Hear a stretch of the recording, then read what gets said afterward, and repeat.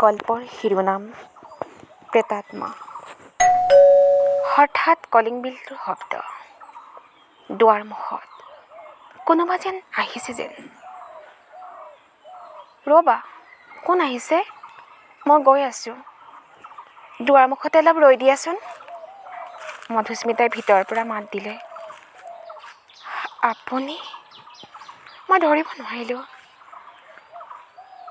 মানে আপুনি তাহানি মোৰ প্ৰীতম? মধু, মই তোমাৰ বাবে আহিছোঁ।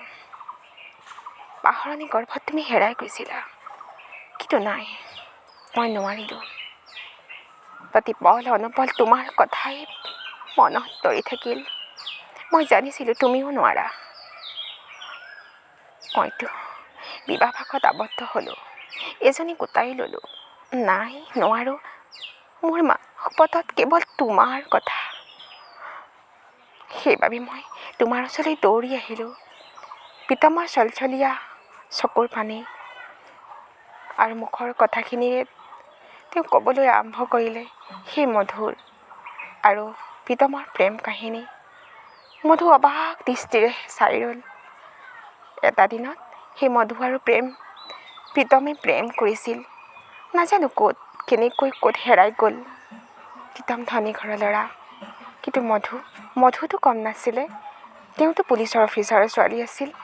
কিন্তু কি হ'ব, মধুৰ মাক বহুত কাঢ়া আছিল, তাইক ক'তোৱে যাব দিয়া নাছিল।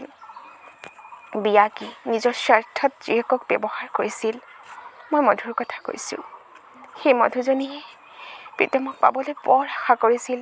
মন্দিৰে কৈছিল প্ৰীতম আৰু তাই এখন সুখৰ সংসাৰ কৰিব, যিখন সংসাৰৰ এটি কণমানি আহিব আলহীৰ ৰূপত।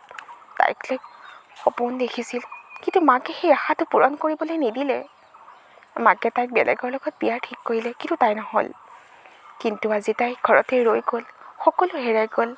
ভাইটি, দাদা, মা, দেউতা সকলো আঁতৰি গ'ল। তাই অকলে থাকিব ল'লে। তাইৰ হাতত এটাই সম্বল আছিল, এখন নোকা কাগজ আৰু এটি নীলা চিয়াঁহী কলম।